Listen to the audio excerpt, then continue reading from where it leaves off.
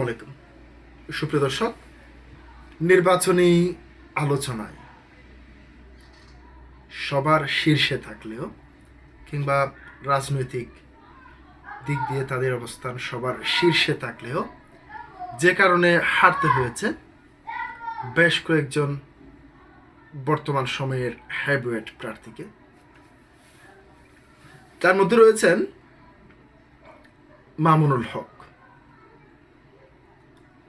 জামাত ইসলামের secretary general মিয়া গোলাম forward, তারপর সাবেক এনসিপি নেত্রী স্বতন্ত্র প্রার্থী হিসেবে নির্বাচন করেছেন তাসনিন জারা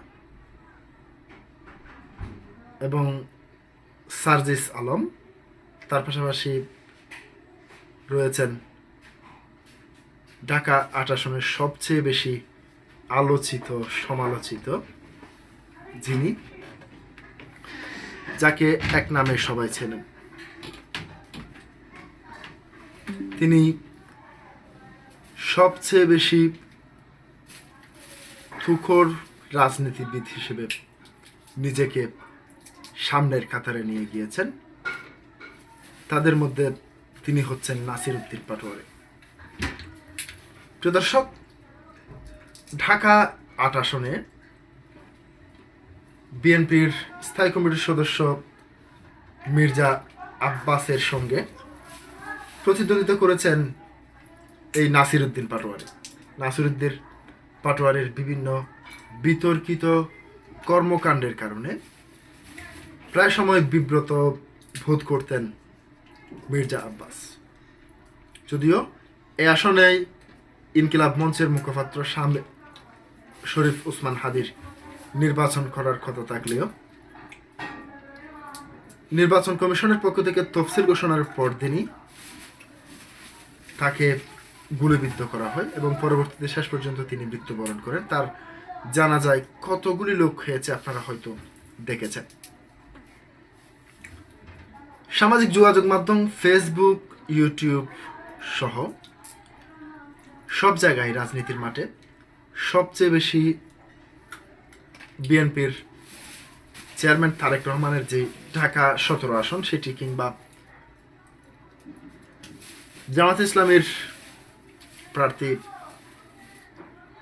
জামাতের আমির ডক্টর শফিকুর রহমানের আসনের কথা আলোচনা সমালোচনা থাকার কথা থাকলেও কিন্তু মূলত আলোচনা সমালোচনা হয়েছে কিংবা সামাজিক যোগাযোগ মাধ্যমে সবচেয়ে বেশি ভাইরাল হয়েছে ঢাকা ৮ আসন।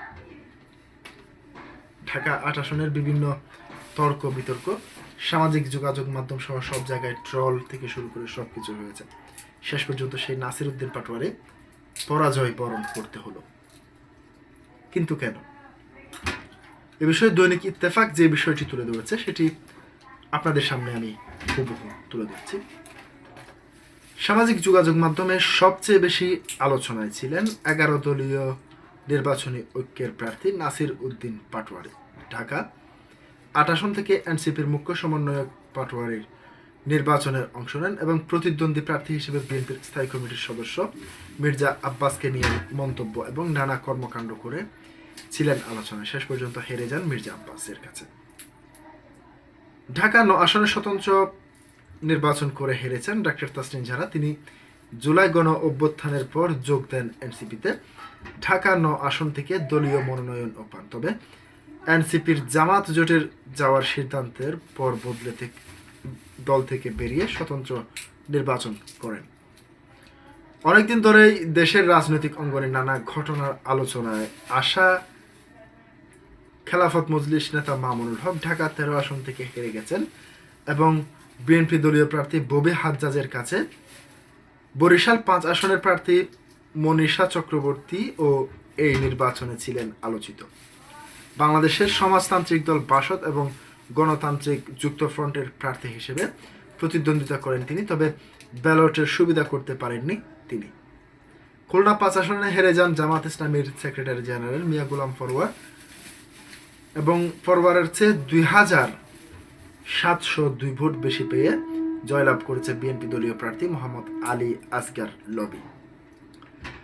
জামাত ইসলামের প্রার্থী কিন্তু তিনি সনাতন ধর্মের অনুসারী, এই পরিচয়ই এক এবারের নির্বাচন আলোচিত করেছে খুলনা 1 আসনের কৃষ্ণ নন্দীকে। জামাতের হিন্দু শাখার সাবেক এই সভাপতি ভোটের মাঠে নানা বক্তব্য ছিলেন আলোচনায়, তবে ব্যালটের সুবিধা করতে উঠতে পারেননি। খুলনা 6 আসনের মধ্যে সবচেয়ে বড় ব্যবধানে হেরেছেন তিনি। এনসিপির উত্তরাঞ্চলের মুখ্য সংগঠক এবং 11 দলীয় জোটের প্রার্থী সার্জিস আলমও পঞ্চগড় 1 আসনে পরাজিত হয়েছে। প্রিয় দর্শক, আজকে পর্যন্তই। আসসালামু আলাইকুম ওয়া রাহমাতুল্লাহ।